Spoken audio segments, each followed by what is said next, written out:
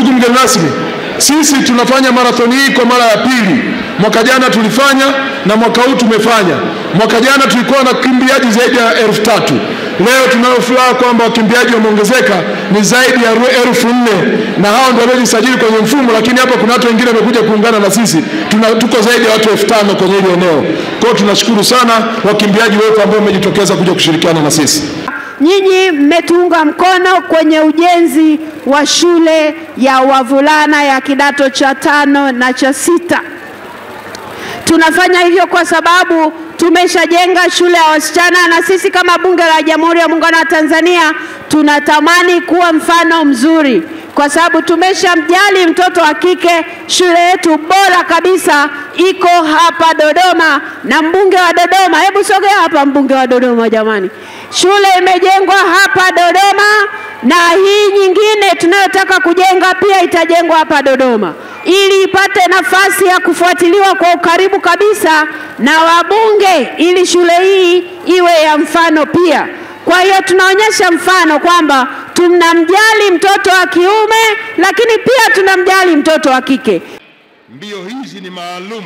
Tulilenga kukusanya fedha kiasi cha shilingi bilioni 3 ambazo zote zitakwenda kujenga shule maalum ya sekondari ya wavulana ya kidato cha 5 na cha 6 itakayojengwa kwenye eneo la Kikombo hapa jijini Dodoma, karibu kidogo na shule ya wasichana iliyojengwa na bunge letu hili kwa ajili ya wanawake ambayo imekamilika mwaka 2020.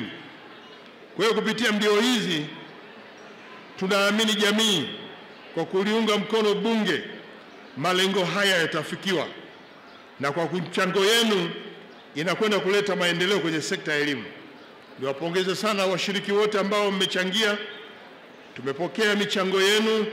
Nataka niwahakikishie kuwa fedha yote mliochangia inakwenda kufanya kazi kama ambavyo imekusudiwa. Mbio hizi za nusu marathon zimetoa fursa kwa wananchi wa hapa Dodoma kushirikiana na wawakilishi wenzao kukamilisha malengo ya bunge kwenye mbio hizi. Kubwa zaidi ni kujitoa kwenu, lakini pia mchango wenu ambao unakwenda kuongeza maslahi ya vijana wetu hapa nchini kwa kuwajengea shule ya wavulana. Shule hii itakuwa na vyumba vya madarasa vya kutosha. Tajengwa maabara 4 za biolojia, kemia, fizikia na jiografia. Shule hii pia itakuwa na mabweni ambayo yatalaza wavulana wote wanaokadiriwa kuwa 300. Lakini itakuwa na maktaba mzuri ya kisasa. Tunajenga bwalo kubwa la chakula.